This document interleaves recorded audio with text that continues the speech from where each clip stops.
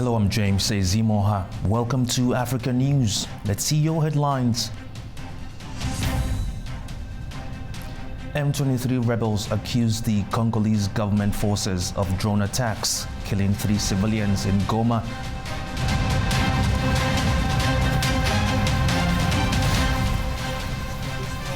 Analysts say Nigeria's oil shortfall is costing the country millions as they fail to meet OPEC output targets.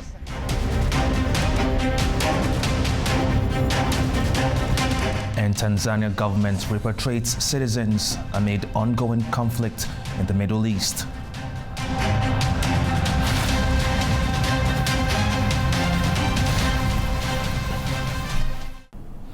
Heightened tensions in the Middle East have forced several countries to bring their citizens home. Tanzania has organized a repatriation flight for nationals stranded as airlines disrupted routes across the region. Some returnees described the fear of experiencing explosions before the evacuation. A group of Tanzanian citizens evacuated from the Middle East arrived at Julius Nyerere International Airport in Dar es Salaam aboard an Air Tanzania flight. The repatriation reflects efforts by governments to assist nationals caught in travel disruptions and security concerns linked to escalating tensions in the Middle East. Returnees say witnessing explosions firsthand was a frightening experience.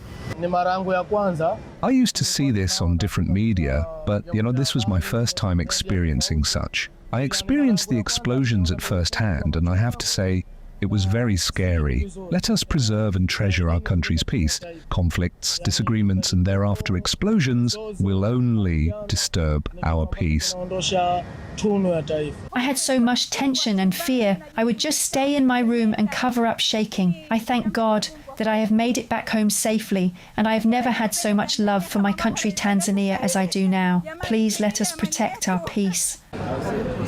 Vice Chair of Tanzania Youth in Mining says the experience highlights the importance of preparedness. As citizens of the world and as Tanzanians, we should prepare ourselves from such unfortunate occurrences. We have seen different people from different countries stranded at the airport, and these different countries were able to evacuate their people. I would like to say, there's no place like home. Authorities say the operation is part of wider efforts to assist Tanzanian citizens affected by disruptions across the region. Nigeria's oil production shortfall is costing the country millions of dollars in potential daily revenue. Analysts say structural challenges in this sector are preventing Africa's largest producer from meeting its OPEC output target. OPEC member states have a 1.5 million barrels per day production quota, but Nigeria has remained below that mark for months. Latest data from the Nigerian Upstream Petroleum Regulatory Commission shows output averaging 1.42 to 1.45 million barrels per day, still short of target.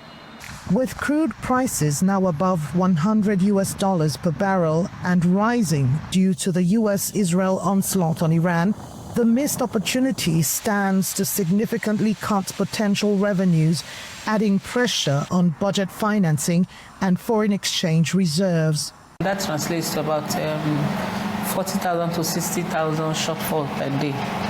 And if you consider that it shows that not only are we losing, not being able to meet up with our OPEC quota, it's also showing that we're losing revenue and puts us in a very precarious position, and that's why Nigeria keeps borrowing. Oil and gas remains central to Nigeria's public finances. Data from the Extractive Industries Transparency Initiative shows the sector accounts for about 65% of government revenue and more than 85% of export earnings. That makes output performance critical to budget execution and foreign exchange stability. It means a lot for our reserve, but most especially because of the forex. I mean, the bulk, close to 80-something% of the forest will get are actually from the oil and gas sector. So what that does is that when you have less inflow from GDC, it affects your foreign oil reserve. I mean, it affects your foreign exchange reserve. And when that is low, it actually affects your currency. Fiscal pressure could intensify if the trend continues, forcing difficult financing choices for the government. The M23 rebels have accused Congolese government forces of firing drones that killed 3 civilians in the eastern city of Goma. The leaders of the rebel group say the attack in a populated area violated a ceasefire deal they signed in Qatar last year. A news correspondent, Chris Ochamga, has more. The deputy coordinator of the M23 rebel group, Bertrand Bisimwa, says the drones targeted locations inhabited by civilians in the city of Goma. Several buildings and residences were struck early on Wednesday. The rebel group says a UN worker is among those killed. The city of Goma has been under the control of the M23 rebels since last year and serves as the group's headquarters. The rebels captured it after fierce clashes with government forces and troops from the Southern African Development Community. According to the UN, the fighting left more than 7,000 people dead. The use of drones has increased in the conflict in eastern DRC since the beginning of this year.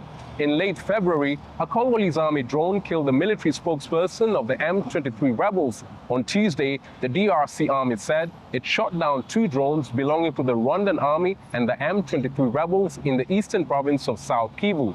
Both sides accuse each other of violating a ceasefire deal they signed in Qatar last year. The US, Qatar, and the African Union have tried to enforce ceasefires, but fighting has escalated, forcing thousands of civilians to flee their homes. Chris Ochamrenga for A News in Kinshasa. Uganda and Tanzania have unveiled one of the largest locally made vessels to ease water transport and trade on Lake Victoria. The ship was launched at Tanzania's Mwanza port, a vital commercial hub on the shore of the lake. Isabel Nakria brings us this report. MV Mwanza has a capacity to carry 1,200 people, 400 tons of cargo and more than 20 vehicles, making it the largest vessel operating on Lake Victoria. Tanzanian officials say it was built using locally made material, and it can cruise at an average of 30 kilometers per hour, reducing travel time by up to 3 hours. Previously, travel between Tanzania's Mwanza port and Bukoba ports in Uganda took roughly 10 hours. The vessel is designed to improve passenger transport and boost trade while easing pressure on the costly and risky road transport. Leaders of the 2 countries say the development is a sign of growing cooperation in building strategic regional assets. Cargo volumes between the East African countries have grown over time, and the arrival of the MV Mwanza is an opportunity to deepen trade ties, experts agree. Lake Victoria is shared by Kenya, Tanzania, and Uganda, and transport on its waters has been limited so far because of an aging fleet. MV Mwanza is expected to provide faster and more reliable transport for millions using freshwater lake. Isabel Nakiria for N News in Kampala.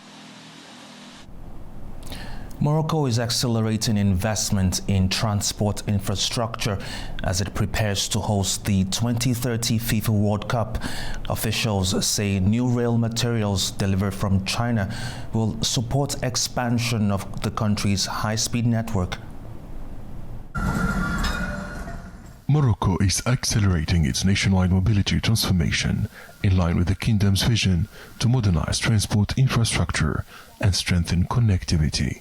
At the center of the strategy is the 430-kilometer Kenitra-Marrakesh high-speed railway, a $5.3 billion project linking key economic hubs. The ongoing and planned railway projects reflect the implementation of the royal policy for the railway sector by 2030, a vision that is now gradually materializing on the ground. The project has now entered its execution phase as Morocco receives its first shipment of more than 6,000 steel rails from China. Cooperation between Morocco and China in the railway sector represents an important lever for investment and development. The experience in Tangier shows how rail infrastructure can drive rapid growth. Extending this model toward the southern regions near Marrakesh could help stimulate development across those territories. Officials say the project will not only improve passenger mobility, but also modernize supply chains and support regional development. The railway expansion is expected to reduce travel times, improve freight distribution, and strengthen Morocco's position as a strategic logistics hub, connecting Africa, Europe, and global markets.